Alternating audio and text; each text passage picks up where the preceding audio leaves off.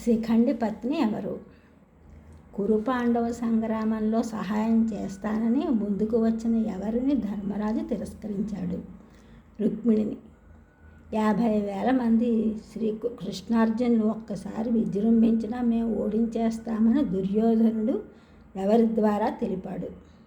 ఉలూకుని ద్వారా.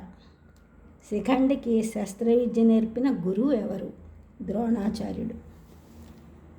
శిఖండికి ఎవరితో వివాహం అయింది?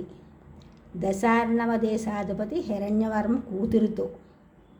శిఖండికి తన పురుష రూపాన్ని సమర్పించినది ఎవరు?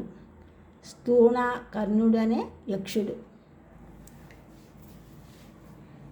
హిరణ్వతి నది ప్రాముఖ్యత. శ్రీకృష్ణుడు రాయబారానికి తన వెంట ఎవరిని తీసుకుని వెళ్ళాడు?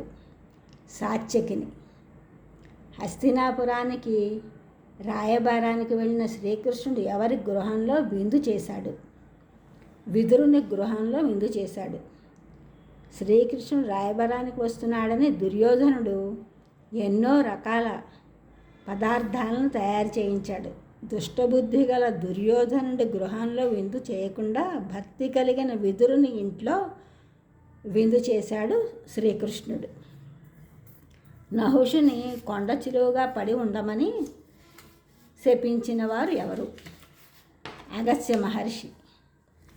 నహుషుడు గర్వాంధకారంతో బ్రాహ్మణుల చేత పల్లకీలో కూర్చుని మోయించుకున్నాడు.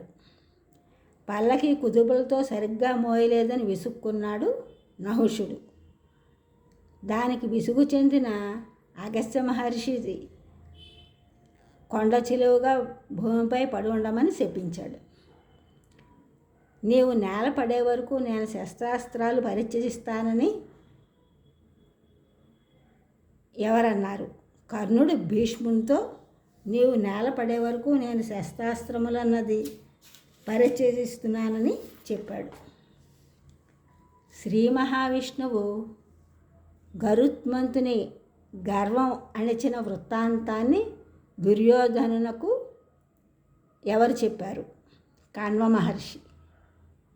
శ్రీకృష్ణుని విశ్వరూప సందర్శన సమయంలో వక్షస్థలంలో ఎవరు సాక్షాత్కరించారు?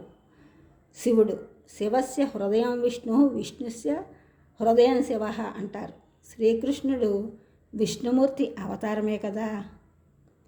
ఈ ఛానల్ చూసిన వారందరూ కూడా సబ్స్క్రైబ్ చేయండి, షేర్ చేయండి, లైక్ చేయండి, కామెంట్ చేయండి. సబ్స్క్రైబ్ చేసిన వారందరూ కూడా కృతజ్ఞతలు.